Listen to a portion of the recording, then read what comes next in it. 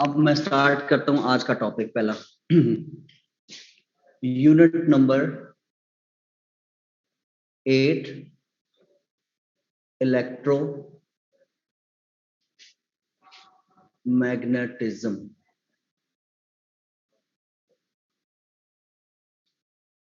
तो electromagnetism is the study of magnetic effects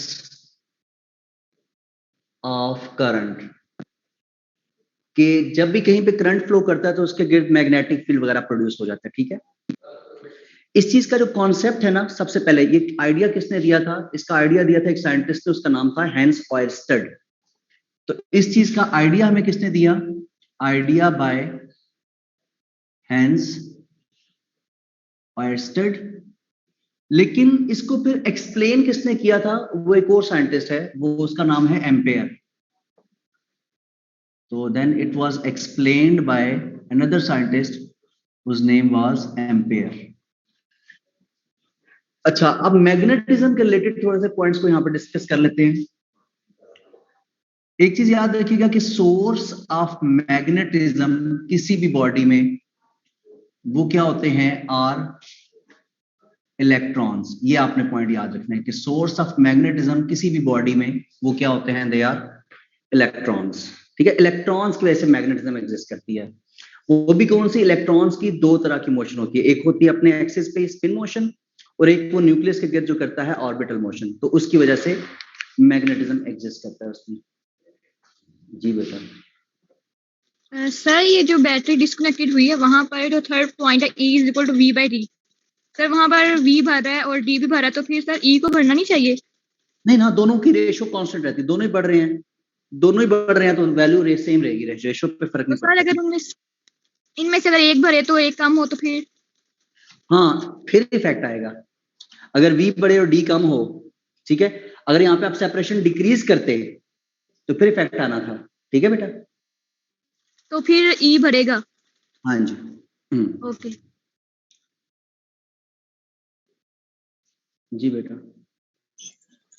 sir second point में आपने लिखवाया ना कि जो उसका चार्ज है वो डिक्रीज करेगा जब बैटरी कनेक्ट की है। तो सर जब बैटरी कनेक्ट कर देते हैं, डाइलेक्ट्रिक इंट्रोड्यूस करवा देते हैं, तो सर सरफेस चार्ज डेंसिटी तो उसकी सेम रहती है, तो चार्ज तो इंक्रीज होता है के टाइम। नहीं, एक्चुअली पता क्या है, ये ना वो होता है जब आप सेपरेशन उसकी सेम रख रहे होते हैं तब उसकी बात होती है, चार्ज बढ़ रहा होता है। अब जब सेपरेशन बढ़ाते हैं ना, ये उसकी बात हो रही है, सेपरेशन बढ़ाने के बाद का ये इफेक्ट आता है।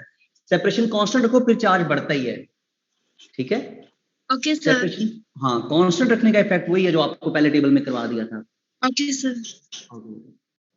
अच्छा बेटा, नेक्स्ट है जी सोर्स ऑफ मैग्नेटिज्म। तो इलेक्ट्रॉन्स की हम बात करते हैं कि ये स्पिन मोशन और ऑर्बिटल मोशन करते हैं न्यूक्लियस के गिर्द, जिसका कंबाइंड फील्ड मिलकर हमें किसी भी बॉडी को मैग्नेटिक शो करता है कि वो मैग्नेटिक है या नहीं है। तो इसी बेसिस पे हम पैरामैग्नेटिक या डायमैग्नेटिक सब्सटेंसेस को समझाते हैं। प्रॉपर्टी सेम है, बस इसमें आपने याद रखना है, एक लाइन में एडिशनल लिखवा देता हूं। मैग्नेटिक फील्ड लाइंस जो होती हैं आर ऑलवेज क्लोज्ड, ये क्लोज्ड होती हैं। अब क्लोज्ड का मतलब पता है क्या है यहाँ पे? इसका ये मतलब नहीं होता कि ये करीब करीब होती हैं, इसका मतलब है ये लूप की फॉर्म में होती हैं। ठीक है जी, इन फॉर्म ऑफ लूप, जबकि इलेक्ट्रिक फील्ड में ऐसी प्रॉपर्टी नहीं होती है। ठीक है, तो क्लोज का मतलब यहाँ पे ये नहीं है कि लाइंस हमेशा करीब करीब होंगी, वो करीब भी हो सकती है, दूर भी हो सकती है मैग्नेटिक फील्ड लाइंस, लेकिन इसमें क्लोज का मतलब है हमेशा क्लोज लूप की फॉर्म में एग्जिस्ट करती होती हैं। यानी कि नॉर्थ से साउथ की तरफ जाता है अगर मैग्नेट में, तो वो इंटरनली साउथ से नॉर्थ की तरफ अपना लूप कंप्लीट करता है। अच्छा, इसके बाद इसकी जो डायरेक्शन होती है, डायरेक्शन एट अ पॉइंट, वो भी कहां पे होती है? अलोंग टेंजेंट ही होती है। ठीक है जी, मैग्नेटिक फील्ड लाइन की भी। और इसी तरह आपने ये भी याद रखना है कि no two lines cross each other, इसमें भी सेम वही पॉइंट है जो आप इलेक्ट्रिक फील्ड में पढ़ते हैं। फिर अक्सर ये एक क्वेश्चन पूछा जाता है कि किसी भी सब्सटेंस को मैग्नेटाइज कैसे करते हैं और फिर डीमैग्नेटाइज कैसे करते हैं। तो मैग्नेटाइज तो हम करते हैं बाय पासिंग डीसी। लेकिन अगर हमने डीमैग्नेटाइज करना है किसी भी सब्सटेंस को तो वो हम कैसे करते हैं? By passing AC. एसी पास कराकर हम उसको डीमैग्नेटाइज कर सकते हैं, क्योंकि एसी बार बार चेंज होता रहता है, फिक्स नहीं रहता मटेरियल मैग्नेटाइज। दूसरा तरीका इसका होता है बाय हीटिंग। किसी सब्सटेंस को हीट कर दो, जैसे आप पढ़ते हैं क्यूरी टेम्परेचर कि एक फेरोमैग्नेटिक सब्सटेंस को अगर आप हीट करते हैं तो वो एक खास टेम्परेचर पे जाके फेरो से पैरा हो जाती है और फिर एक और जगह पे जाके वो डायो भी हो जाती है। तो हीटिंग से भी मैग्नेटिज्म लूज होती है। तीसरा इफेक्ट होता है बाय हैमरिंग। हैमरिंग का क्या मतलब होता है कि आप किसी भी मटेरियल को, अगर फर्ज करें वो मैग्नेट है, उसको किसी चीज के साथ हिट करते हैं, ठीक है जी, तो उसका जो ऑर्डर होता है एटम्स का, वो ऑर्डर लूज होना शुरू हो जाता है। तो उस लूजिंग ऑर्डर की वजह से उसमें मैग्नेटिज्म आहिस्ता आहिस्ता खत्म होना शुरू हो जाती है। ठीक है जी। तो अब हम स्टार्ट करते हैं अपना फॉर्मली पहला टॉपिक, वो है जी मैग्नेटिक फील्ड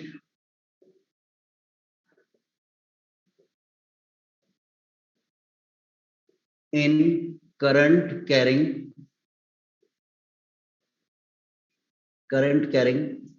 पहली चीज वायर या कंडक्टर। जी बेटा कोई क्वेश्चन है? जी बेटा। सर स्क्रीन बहुत ब्लर आ रही है। बेटा स्क्रीन 100% परफेक्ट है आज तो। सर बीच में सिग्नल ड्रॉप हो जाते हैं। नहीं बेटा आज तो स्क्रीन बिल्कुल क्लियर है, बहुत क्लियर स्क्रीन है आज। नेक्स्ट। सर राइट वाला सही नजर नहीं आ रहा। सर मैग्नेटिक को डीमैग्नेटिक समझा दे, फिर सर इंटरनेट चला गया था मेरा। अच्छा बेटा, किसी भी अगर मटेरियल को डीमैग्नेटाइज करना है ना, तो उसके लिए हम उसको एसी पास करवा देते हैं। यानी कि एसी पास करने का मतलब है वो एसी क्या होता है, अपनी डायरेक्शन को रिवर्स करता है। तो वो पहले अगर मैग्नेटाइज हुआ होगा तो उसको डीमैग्नेटाइज नहीं कर देगा। दूसरा तरीका होता है आप उसको हीट अप कर दो, टेम्परेचर दो। तो टेम्परेचर देने से भी जो उसमें इलेक्ट्रॉन्स की ओरिएंटेशन होती है एटम्स में, वो सारी डिस्टर्ब हो जाती हैं। उसका जो मैग्नेटिक फील्ड है, तो वो मैग्नेटिज्म खत्म होना शुरू हो जाता है। या फिर उसको किसी चीज से हिट करना शुरू कर दो मैग्नेट को, तो उससे भी उसकी मैग्नेटिज्म खत्म होती जाता है। तो हिटिंग करना या हैमरिंग करना। ठीक है बेटा। जी बेटा। अस्सलाम वालेकुम सर, आपने जो अभी एक पॉइंट नहीं बोला कि इलेक्ट्रॉन जो है स्पिन में मूव करते हैं, उसके बाद कौन सा आपने पॉइंट बोला था? Spin and orbital motion of electrons produces magnetic field. ठीक है बेटा। Okay sir, thank you. जी बेटा। सर जो आपने बताया मैग्नेटाइज करने वाला, उसमें एक पॉइंट लिखा हुआ बाय सिंगल टच और डबल टच मेथड, ये कौन सा मेथड है? हाँ वो भी होता है, बिल्कुल होता है। Single touch and double touch method बिल्कुल होता है। ये ए लेवल्स की बुक में लिखा हुआ है ये। तो वो एक होता है किसी मैग्नेट, जो एक मैग्नेट बना होता है ना, किसी कोई एक मटेरियल मैग्नेट बना हो, जैसे प्योर मैग्नेट है, बार मैग्नेट है, उसके साथ अगर कोई चीज को आप टच करते हो ना, तो वो जो नया अनमैग्नेटाइज्ड मटेरियल है उसके अंदर भी डाइपोल्स बन जाते हैं। यानी कि एक एंड साउथ बन जाता है और एक एंड क्या बन जाता है, नॉर्थ बन जाता है। तो इसको सिंगल मेथड या डबल टच मेथड कहते होते हैं। ठीक है, इस तरह से। ओके जी, स्टार्ट करते हैं आगे। तो पहला टॉपिक वो ये है कि फर्ज करें एक वायर है इस तरह से, तो इस वायर में करंट फ्लो कर रहा है अपवर्ड ऐसे। ठीक है, तो इस करंट के गिर्द जो फील्ड बनेगी इसमें, वो ऐसी सर्कुलर फॉर्म में बनेगी। ठीक है, और अगर हम उसकी डायरेक्शन बताना चाहते हैं तो वो डायरेक्शन हम बता सकते हैं by right hand rule. By right hand rule. तो ये हमें इसकी डायरेक्शन पता चलेगी। अब according to the right hand rule, अगर हम करंट कैरिंग कंडक्टर को या वायर को ग्रैस्प करते हैं इस तरह से कि हमारा थंब जो है वो करंट की तरफ होगा, तो फिंगर्स का जो कर्ल होता है वो हमें किस चीज को शो करेगा? वो हमें शो करेगा मैग्नेटिक फील्ड को। तो वो सर्कुलर फॉर्म में बन रहा है। ठीक है, ये मैग्नेटिक फील्ड बन गया। इसी तरह अगर हमारे पास एक करंट कैरिंग कंडक्टर है, लेकिन उस पर करंट की डायरेक्शन क्या है? डाउनवर्ड है। ठीक है, ऐसे। तो अब जो रिंग बनेगा, जो सर्कुलर फील्ड बनेगा, तो ये मैग्नेटिक फील्ड है। बी यहाँ पे क्या है? सर्कुलर फॉर्म में है। तो अब कैसा होगा बनेगा? वो ऐसा बनेगा। ये डायरेक्शन कैसी बन रही है? This is clockwise. ठीक हो गया। अच्छा, अब फर्ज करें हम एक नोटेशन यूज करते हैं डॉट। डॉट नोटेशन का क्या मतलब होता है? This is out of plane, और क्रॉस नोटेशन का मतलब होता है इनटू द प्लेन, यानी कि पेज के अंदर या अवे फ्रॉम ऑब्जर्वर। इसको कहते हैं टुवर्ड्स ऑब्जर्वर या रीडर, और इसको कहते हैं अवे फ्रॉम द ऑब्जर्वर या रीडर। अब फर्ज करें एक कंडक्टर है, ऐसे वायर है, उसके अंदर करंट इस तरह से है, करंट क्या है उसमें, ऐसा है, तो इसमें फील्ड कैसी बनेगी? देखें, आप थंब रखेंगे बाहर की तरफ, ये थंब मैं बाहर की तरफ रख रहा हूं क्योंकि करंट बाहर आ रहा है, तो इसके सर्कुलर फील्ड बनेगा ऐसा, और फील्ड ऐसा बन रहा है तो उसकी रोटेशन कैसी है, ऐसी है, लाइक दिस, ऐसे। और अगर आपका कंडक्टर ऐसे पड़ा हुआ है, मतलब आपको कंडक्टर का ये वाला व्यू दिखाया जा रहा है, पहले तो कंडक्टर ऐसे पड़ा हुआ था या ऐसे पड़ा हुआ था, अब कंडक्टर ऐसे पड़ा हुआ है, ऐसे, आपको सिर्फ उसकी फ्रंट साइड नजर आ रही है, तो ये फ्रंट साइड है कंडक्टर की, या ये समझे बैक साइड है कंडक्टर की। तो अब जो फील्ड बनेगा वो कैसा बनेगा? अब फील्ड ऐसा बनेगा। अब आप थंब को करेंगे इनवर्ड और रोटेशन आएगी इस तरह से, ठीक हो गया? Is this clear? तो एक बात, हाँ, एक चीज और भी समझानी है मैंने आपको, कि हम इस टाइम ये सामने से देख रहे हैं इन दोनों को, इसको हमने कहां से देखा है? टॉप से देख रहे होते हैं। ये जो डायरेक्शन हम फील्ड की बताते हैं ना, ये टॉप से देखकर बताते हैं। अगर स्टेटमेंट में कुछ नहीं लिखा हुआ ना कि टॉप से या बॉटम से देख के बताना है, तो आपने टॉप को ही कंसिडर करके बताना है कि जी हम ऊपर से देख के बता रहे हैं कि फील्ड सर्कुलर बन रहा है, क्लॉकवाइज है या एंटी क्लॉकवाइज है, ठीक है? लेकिन अगर स्टेटमेंट में मेंशन कर दिया जाए कि जी वायर में करंट अपवर्ड है, लेकिन आप फील्ड की डायरेक्शन बताओ कि वो कैसी होगी, as seen from the bottom, तो फिर आपने आंसर को रिवर्स कर देना है। अगर आप बॉटम से देखोगे तो इसी केस में आपके पास जो फील्ड नजर आएगी वो कैसी होगी, क्लॉकवाइज नजर आ जाएगी, और इस केस में ये टॉप से है, तो बॉटम से फिर कैसी नजर आएगी आपको, एंटी क्लॉकवाइज। ये अगर तो स्टेटमेंट में लिखा हो तब आपने देखना है, अदरवाइज टॉप से ही बताया जाता होता है।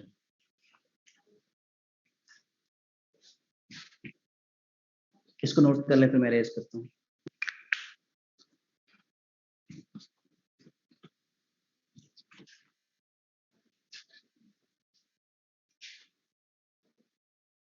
जी बेटा,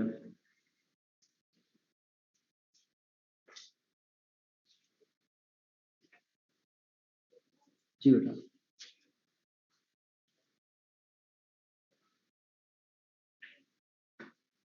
नेक्स्ट। सर इसमें मैग्नेटिक फोर्स का डायरेक्शन क्या होगा सर? मैग्नेटिक फोर्स की डायरेक्शन क्या हो सकती है? अभी डोंट वरी, जी सर, एंटी क्लॉकवाइज सारा अभी आगे चलते हैं। नेक्स्ट, मैं माइक्स को ऑन कर देता हूं ताकि जल्दी जल्दी क्वेश्चंस कवर हो जाए। जी बेटा। अस्सलाम वालेकुम सर। अस्सलाम वालेकुम सर। वालेकुम अस्सलाम।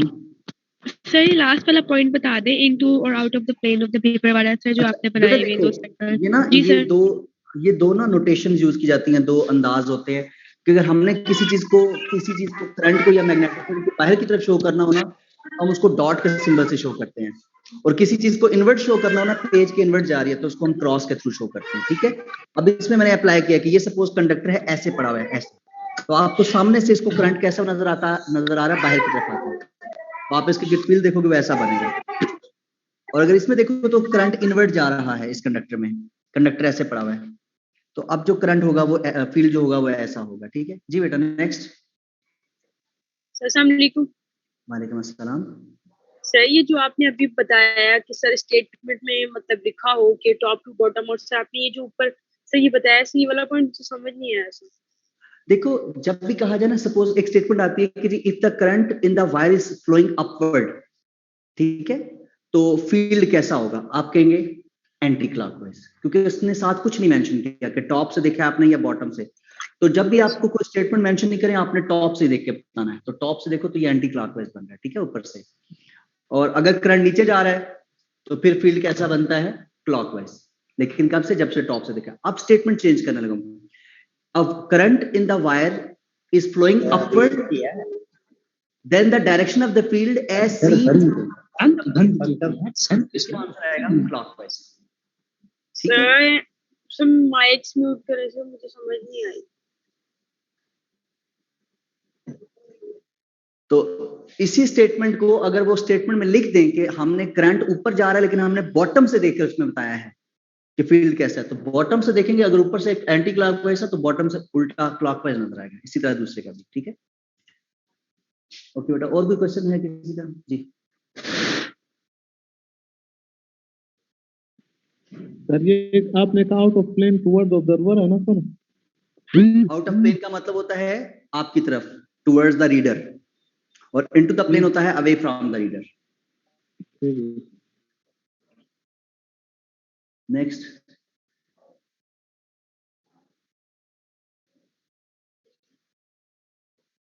जल्दी पूछते जाइए, शाबाश, टाइम। दो स्टेटमेंट जो आपने बताया ना सर, वो रिपीट करें थोड़ा। बड़ा आसान सा कॉन्सेप्ट है कि अगर कहा सर इंटरनेट चला गया था। अच्छा, current in the wire is flowing upward, ठीक है। The direction of the magnetic field as seen from the bottom, तो फिर क्या आएगी? ऊपर से देखोगे तो एंटी क्लॉकवाइज, बॉटम से देखोगे तो क्लॉकवाइज। इसी तरह इसको भी रिवर्स करके आप बता सकते हो, ठीक है बेटा। ओके, अब मैं जल्दी से माइक्स ऑन कर रहा हूँ, क्वेश्चन पूछें जल्दी से, मैं नेक्स्ट स्टार्ट करूँ। सर अगर हमें sir simply conventional current, sir अगर हमें सर सिंपली ये इलेक्ट्रॉन, डायग्राम बनी हो, ये वाली जो आउट ऑफ प्लेन और इनटू द प्लेन है जो आपने नीचे बनाई है दो, अगर हमें इसमें कहे कि टॉप या बॉटम, तो फिर इसमें टॉप या बॉटम नहीं होगा, इसमें फ्रंट या बैक साइड होगा। फ्रंट साइड से तो यही है, बैक से इसका ऑपोजिट कर देंगे। नेक्स्ट सर इलेक्ट्रॉनिक करंट और कन्वेंशनल करंट के केस में सर, ये अगर हम बैटरी लगाएं, यार आगे की चीजें क्यों डिस्कस करते हो? सारी चीजें मुझे आगे बढ़ने तो दे। अभी आपने क्वेश्चन में रोका हुआ सबने, अभी तक मुझे आगे बढ़ने नहीं दे रहे कोई। सारी चीजें ये बेटा स्टार्ट करते हैं, मुझे आगे बढ़ने दीजिए प्लीज, ठीक है। स्टार्ट सर एक पॉइंट है सर। जी सर यहाँ पर लिखे sir magnetic monopole does not exist. Sir तो ये थोड़ा एक्सप्लेन करिए सर, कैसे मैग्नेटिक? सर हमारे घर में जो मैग्नेट होते हैं, अगर हम उससे कट करें सर तो मोनोपोल हो जाएगा ना सर? मोनोपोल नहीं बन सकता, हमेशा बनेगा तो डाइपोल बनेगा। एक अगर साउथ बन रहा है तो नॉर्थ लाजमी बनेगा। आप जितने मैग्नेट को छोटे से छोटा भी करते जाओ, वो अपने आप को दो पोल में लाजमी एडजस्ट कर लेता है, ठीक है।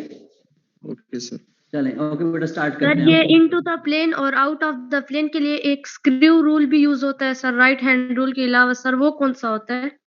राइट हैंड रूल तो हमने यही रूल अप्लाई किया है, तो इसी को आप यूज कर लीजिए। वो स्क्रू रूल मैंने पढ़ा था, मुझे एट द मोमेंट उसकी एग्जैक्ट स्टेटमेंट याद नहीं है, मैंने पढ़ा डेफिनेटली है, लेकिन राइट हैंड रूल ही अप्लाई होता है एफएससी में या एंटीटेस्ट में, ठीक है। ओके सर, स्टार्ट करें।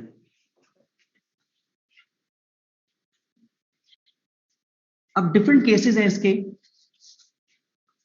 बड़ा सिंपल सा। ये एमडी कैट 2017 में एक क्वेश्चन आया था, जो मैं यहां पे लिखने लगा हूं 2017 में, ठीक है। वहां पे क्वेश्चन ऐसे दिखाया गया था कि करंट इस तरह से फ्लो कर रहा है, ठीक है जी, इस तरह से करंट था। तो पूछा गया था the direction of magnetic field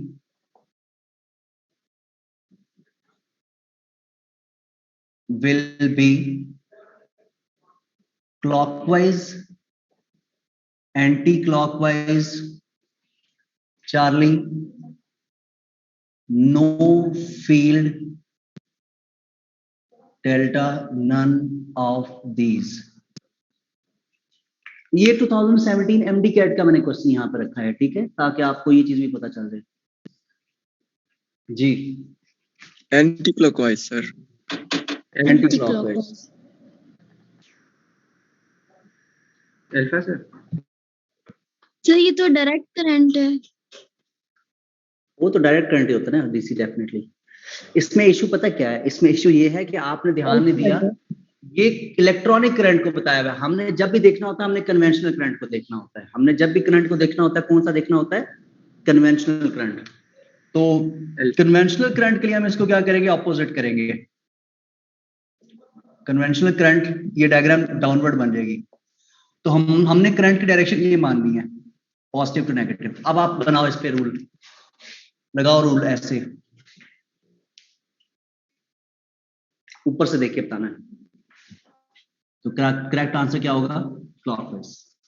तो इसमें कंफ्यूज क्या किया था बच्चों को कि उनको इलेक्ट्रॉनिक करंट दिया गया, बच्चों ने इसी के मुताबिक आंसर दे दिया, जो कि गलत है। हम जितने रूल्स पढ़ते हैं वो कन्वेंशनल करंट और पॉजिटिव चार्जेस की मूवमेंट की वजह से होते हैं।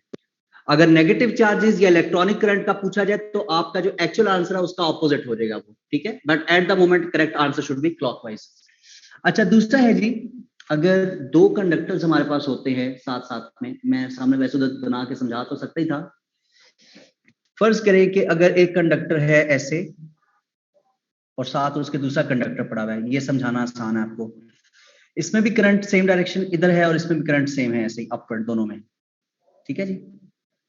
अच्छा जी, अब क्या होगा कि इनकी फील्ड्स कैसी बनेंगी? इसकी फील्ड बनेगी ऐसी और इसकी फील्ड भी बनेगी ऐसी ही, ठीक है। अच्छा, ये पहला केस हो गया। अब अगर आप गौर से देखो, ये फील्ड जो है ये इस तरफ कहाँ आ रही है? बाहर आ रही है ना, तो इस तरफ मैं डॉट से शो कर देता हूँ, इस तरफ बाहर आ रही है और इस तरफ इन्वर्ट जा रही है, तो इधर मैं क्रॉस से शो कर दूंगा। ये इस वाले वायर की थी। अब इस वाले की देखो, इधर से इन्वर्ट जा रही है तो इधर मैं क्रॉस से शो करूंगा, और उधर से पीछे से घूमते हुए वापस बाहर आ रही है, तो इस तरफ मैं क्या शो कर दूंगा? डॉट से।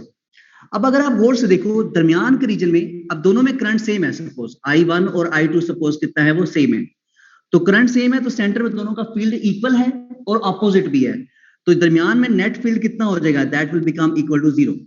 The net field will become equal to 0। Ultimately क्या होगा? इस साइड पे बी क्या होगा? स्ट्रॉन्ग, क्योंकि इस तरफ तो कैंसिल नहीं हुआ ना, और इस तरफ भी बी क्या होगा? स्ट्रॉन्ग होगा, एज कंपेयर टू कौन सी साइड के? जो कि सेंटर में है। तो अल्टीमेटली ये दोनों कंडक्टर्स पे फोर्स लगेगी इस डायरेक्शन में, और ये फिर क्या करेंगे? They will attract each other. तो हमने यहां से एक चीज सीखी कि जब भी दो वायर्स में करंट सेम डायरेक्शन में जा रहा हो, चाहे दोनों में अपवर्ड है चाहे दोनों में डाउनवर्ड है, वो दोनों कंडक्टर्स एक दूसरे को अट्रैक्ट करते हैं। उसकी वजह के दरमियान में फील्ड वीक हो जाता है, साइडों पे फील्ड क्या होता है? वो स्ट्रांग होता है। लेकिन इसके कॉन्ट्ररी अगर दूसरा केस देखा जाए कि दोनों कंडक्टर्स में जो करंट है वो ऑपोजिट डायरेक्शन में, एक में करंट ऊपर की तरफ है और एक में जो करंट है वो नीचे की तरफ है, ठीक है जी। तो अब इसका फील्ड तो ऐसा ही बनेगा जैसे पहले है, इसका फील्ड रिवर्स हो जाएगा, इसका फील्ड ऐसा हो जाएगा, वो जो नीचे वाला है। अब आप देखो इस वाले फील्ड को, इधर से बाहर आ रहा है, बाहर का मतलब है इधर डॉट से शो करना पड़ेगा, और इस साइड पे कैसे शो करेंगे? इन्वर्ट जाने की वजह से क्रॉस से। अब इसके फील्ड को देखो, इसका फील्ड उधर से घूम के बाहर आ रहा है ऐसे, तो उधर से बाहर आ रहा है तो इसका मतलब है डॉट से शो करेंगे, और इस साइड पे इन्वर्ट जा रहा है तो किससे शो करेंगे? क्रॉस से। फिर से वही बात, I1 और I2 दोनों क्या है? इक्वल है इस टाइम, तो दोनों का फील्ड एड अप हो जाएगा, दोनों इन्वर्ट जा रहे हैं। तो जब फील्ड सेम डायरेक्शन में हो, चाहे वो आउटवर्ड सेम हो या इनवर्ट सेम हो, वो एड अप हो जाते हैं। तो इस टाइम पे जो मैग्नेटिक फील्ड का आंसर हो जाएगा वो कितना हो जाएगा? वो 2B हो जाएगा, डबल हो जाएगा, स्ट्रॉन्ग हो जाएगा, ठीक है। जबकि इस साइड पे जो मैग्नेटिक फील्ड है वो सिर्फ और सिर्फ B के इक्वल है, और इस साइड पे भी मैग्नेटिक फील्ड किसके इक्वल है? वो सिर्फ और सिर्फ B के इक्वल है, ठीक है। तो इसका मतलब है यहां पे स्ट्रॉन्ग है फील्ड, तो स्ट्रॉन्ग फील्ड से वीक साइड पे फोर्स लगती है ऐसे, ये एक दूसरे को रिपेल करेंगे ऐसे, तो इसमें क्या आ जाएगी? रिपल्जन आ जाएगी। तो हमने क्या सीखा? मैंने कई एमसीक्यूज यहां पे कवर कर दिए, ठीक है, कि दो वायर्स में करंट सेम डायरेक्शन में तो अट्रैक्ट करेंगी, दो वायर्स में करंट ऑपोजिट डायरेक्शन में तो वो रिपेल करेंगी। अट्रैक्ट क्यों करेंगी? दरमियान का फील्ड वीक होगा, साइडों का फील्ड स्ट्रॉन्ग होगा। रिपेल क्यों करेंगी? दरमियान का फील्ड डबल हो जाएगा, स्ट्रॉन्ग हो जाएगा, सेम डायरेक्शन हो जाएगी, उनकी फील्ड्स की दोनों इन्वर्ट जा रहे हैं, और इधर क्या है? वो वीक होगा तो वो रिपेल करेंगे। अच्छा, अब अक्सर आपसे ना वो पूछ लेते होते हैं फोर्सेस के बारे में, जैसे कि एमसीक्यू करते हैं हम यहाँ पे।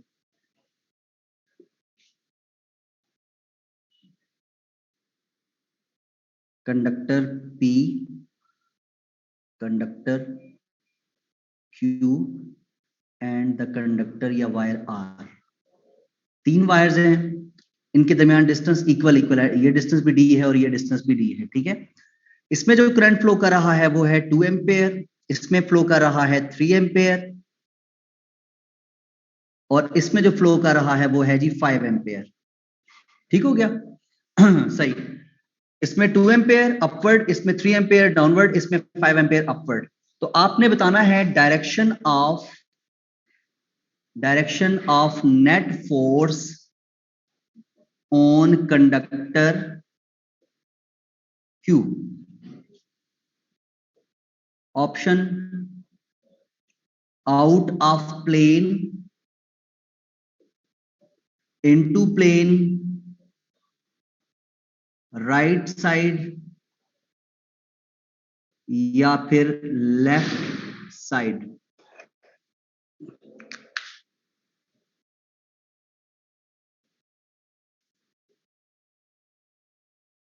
जी बेटा, right side, right side, left side, left side, okay, toward R, towards R यानी कि राइट साइड। सही, चलें डिस्कस करते हैं। अच्छा बेटा देखिए, अब ये तीनों कंडक्टर्स की लेंथ मैंने सेम रखी है, अभी मैंने लेंथ को इन्वॉल्व भी नहीं किया, डिस्टेंस भी सेम रखा है, मैंने डिस्टेंस को भी कंसिडर नहीं किया, सिर्फ करंट को चेंज किया है। तो याद रखिए जो फोर्स बिटवीन द कंडक्टर्स होती है वो डायरेक्टली प्रोपोर्शनल होती है the product of the currents के। फोर्स डायरेक्टली प्रोपोर्शनल होती है प्रोडक्ट ऑफ करंट्स के। जैसे इसमें मैंने करंट सेम रखा था तो फोर्स एक जितनी लग रही थी इन दोनों की। अब पहले देखें इस कंडक्टर क्यू पे कौन कौन सी फोर्स लग रही है। पी वाला उसको क्या करेगा, ऑपोजिट डायरेक्शन है तो रिपेल करेगा, तो इसका मतलब रिपेल इस तरफ करेगा, तो ये डायरेक्शन, ये फोर्स कौन सी हो जाएगी, this is the force Q P, यानी कि force on the conductor Q by the conductor P, ये रिपल्जन फोर्स होगी। अब ये और ये भी ऑपोजिट डायरेक्शन में है, तो ये वाला कंडक्टर भी इसको रिपेल करेगा, ये वाली बात। इसका मतलब ये फोर्स इधर लगेगी और इस फोर्स का नाम मैंने क्या रख दिया है, F Q R, force on the conductor Q by the conductor R. अब एक बात, इन दोनों का प्रोडक्ट कितना आएगा, 2 into 3 6, इन दोनों का प्रोडक्ट कितना आएगा, 3 into 5 15। इसका मतलब है ये फोर्स कम है 6 न्यूटन है सपोज, और ये फोर्स ज्यादा है 15 न्यूटन। तो एक बात क्लियरली नजर आ रही है कि एफ जो क्यू आर है वो ज्यादा होगी एफ क्यू पी से। तो अल्टीमेटली हमारा जो कंडक्टर है वो किस साइड पे शिफ्ट हो जाएगा, लेफ्ट साइड पे, इस साइड पे पुश होगा। तो left is the right answer.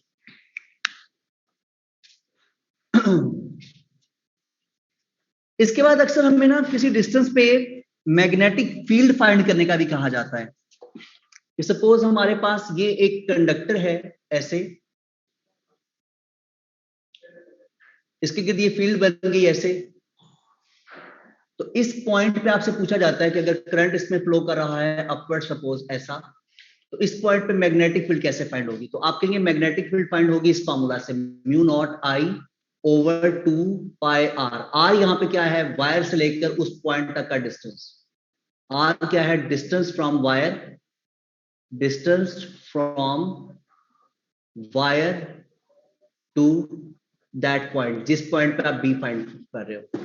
तो बी यहाँ पे डायरेक्टली प्रोपोर्शनल है करंट के, और बी जो है वो इनवर्सली प्रोपोर्शनल है डिस्टेंस फ्रॉम द वायर के। जितना करंट ज्यादा होगा फील्ड ज्यादा होगी स्ट्रॉन्ग, और जितना डिस्टेंस ज्यादा हो जाएगा फील्ड कम हो जाएगी। ठीक है बेटा, जी बेटा,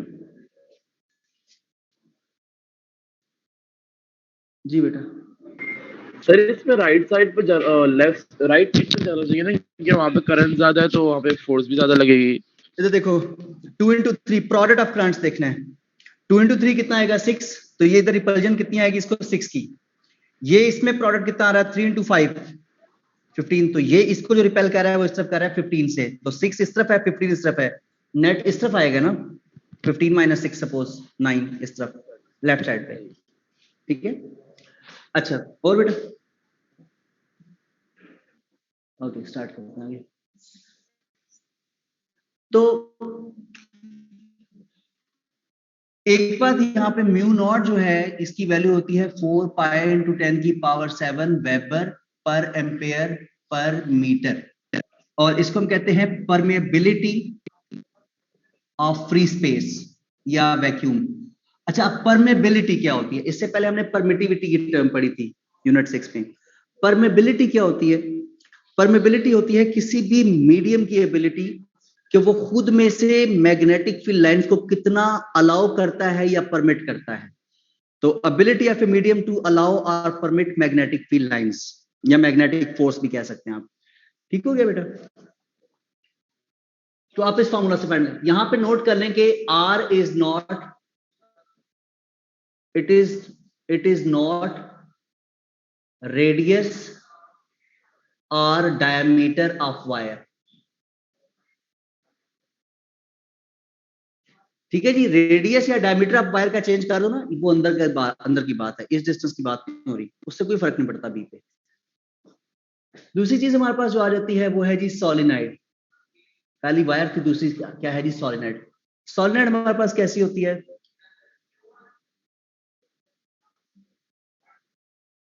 ये अगर कोर है तो उसके ऊपर हम यहाँ पे रिंग से बना लेते हैं ऐसे। ओके जी,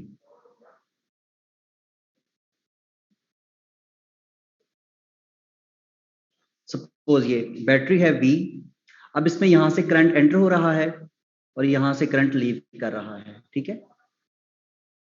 यहाँ से करंट एंटर हो रहा है, यहाँ से करंट लीव कर रहा है, यानी कि ये डायरेक्शन बन रही है पॉजिटिव टू नेगेटिव। मैग्नेट होता है उसका फील्ड मैच करता है किसके साथ, field due to bar magnet, जो कि कैसा होता है एक्सटर्नली नॉर्थ से साउथ और इंटरनली कैसा होता है साउथ से नॉर्थ। इंटरनली साउथ से नॉर्थ और एक्सटर्नली नॉर्थ से साउथ। तो सेम इसमें भी ऐसे ही बनता है फील्ड, यहाँ पे जो फील्ड लाइंस होंगी वो सेंटर में ऐसे, फिर ऐसे और फिर ऐसे।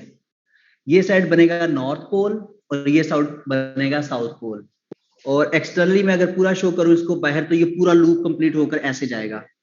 नीचे की तरफ भी शो करूं तो ये लूप पूरा कंप्लीट होकर ऐसे की तरफ जाएगा। ये भी इसी तरह से ऐसे जाएगा, ठीक है जी, सही।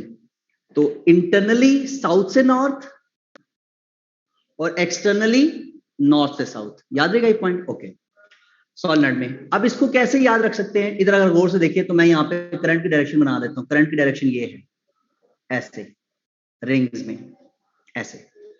अब एक बात याद रखिए, हमें कैसे पता चलता है कि कौन सा पोल साउथ है या नॉर्थ। एक तो इजीएस्ट अप्रोच होती है, जहां पे करंट एंटर हो रहा हो तो नॉर्मली वो साउथ पोल होता है, जहां पे करंट लीव करता है वो नॉर्थ पोल ही होता है। ये एक इजीएस्ट अप्रोच है, सबसे पहली अप्रोच। दूसरी अप्रोच, अगर मैं इस साइड से देखता हूं इसको, इस साइड पे आईज रखता हूं, यहां पे आईज रख के देखता हूं इसको, ठीक है। तो जो मुझे रिंग्स में करंट नजर आ रहा है वो ऐसा ऐसा नजर आ रहा है, इधर है मेरी आंख, ऐसा ऐसा नजर आ रहा है। और ये जो डायरेक्शन है ये क्लॉकवाइज है, ये डायरेक्शन क्या है, दिस इज क्लॉकवाइज। तो अगर आपके पास करंट क्या है वो क्लॉकवाइज फ्लो कर रहा हो तो उसका मतलब है वो वाली साइड कौन सी होती है, वो साउथ पोल होता है। रोटेशन कैसी आ रही है, क्लॉकवाइज, तो वो साउथ पोल। तो इसको यूं शो कर लेते हैं हम ऐसे, देखो इस एस को मैंने ऐसे लिख दिया। तो ये क्या, कैसी रोटेशन है ये क्लॉकवाइज रोटेशन है। ये कैसी रोटेशन है, क्लॉकवाइज। अब अगर हम इस एंड से देखते हैं,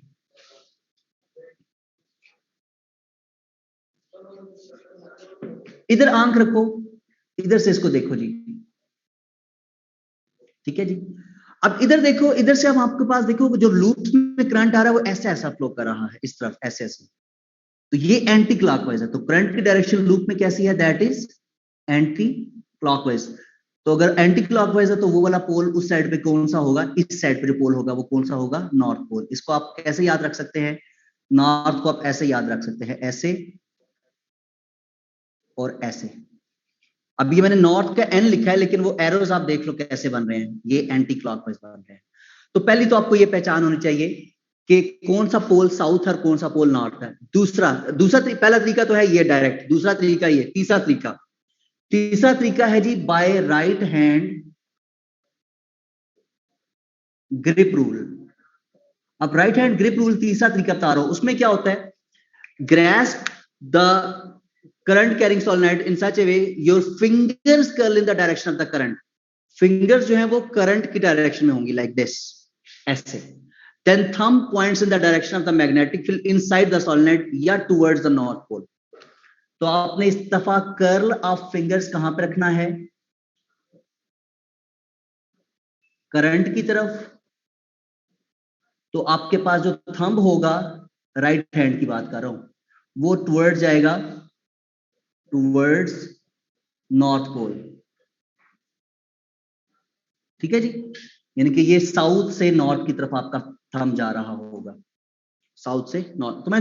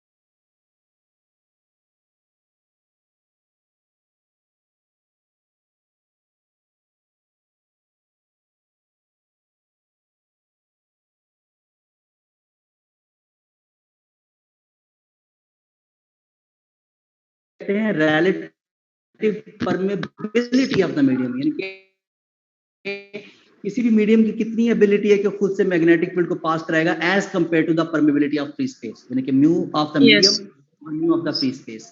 इसकी भी कोई यूनिट नहीं होती, इसकी वैल्यू 1 से बड़ी होती है, जैसे ER की होती थी। और आयरन जो फेरोमैग्नेटिक मटेरियल है, जनरल हम बात करते हैं आयरन के लिए, मैं यहाँ पे म्यू आर की वैल्यू लिखने जा रहा था।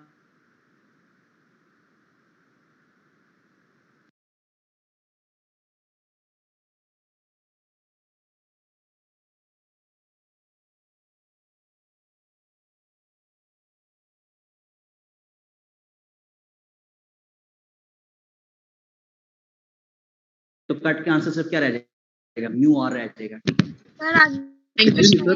सर इसमें मीडियम आयरन यूज किया है एट द मोमेंट सर जी। और सर जब आप कॉपर यूज करते हैं तब क्या होता है? कॉपर से फील्ड पहले से भी वीक हो जाएगी क्योंकि उसके म्यू आर की वैल्यू 1 से छोटी होती है। और सर आपने इसमें बोला कि जो साउथ से नॉर्थ जाते हैं तो इनवर्ट मूवमेंट होती है मैग्नेट की, और नॉर्थ से साउथ आउटवर्ड होगी। सर जी। और सर आपने इसमें बोला R क्या है? R is the distance of that point from the wire, जिस पॉइंट पे आप फील्ड फाइंड करना चाह रहे हो, B फाइंड करना चाह रहे हो। It is the distance from the wire to that point, जिस पॉइंट पे आप फील्ड फाइंड करो। It is not the radius or diameter, ठीक है?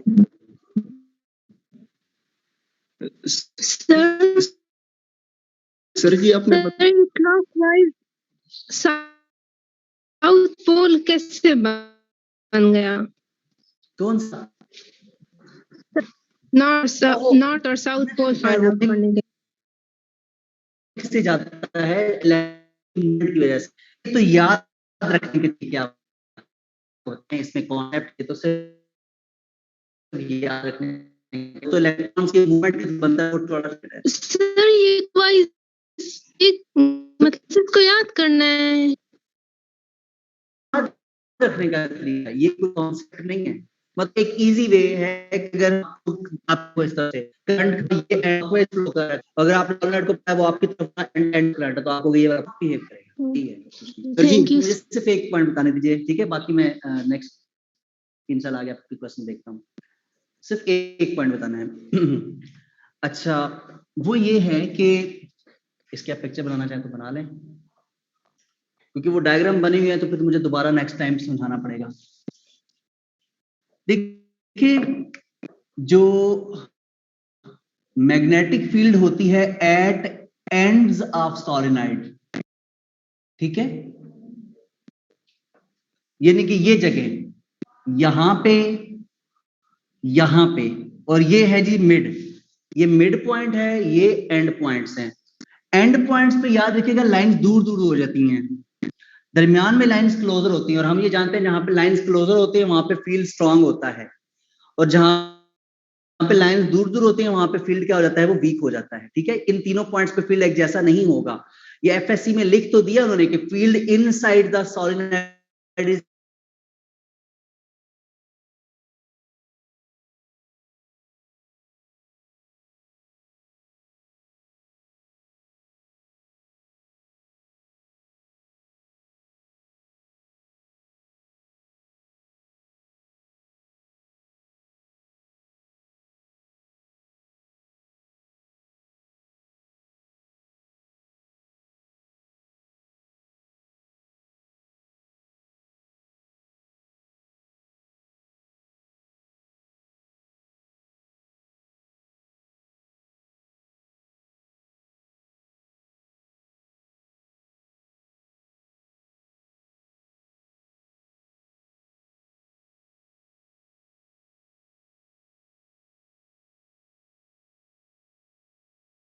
जीरो। तो ये तीन तरह के पॉइंट्स हैं इनसाइड द सोलेनॉइड, ये फार्मूला।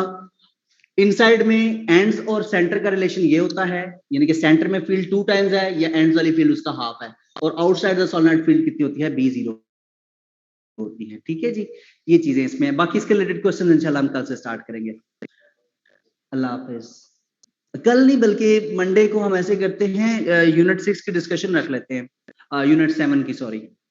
मंडे को हम एज यूजुअल यूनिट 7 डिस्कशन होगी इंशाल्लाह।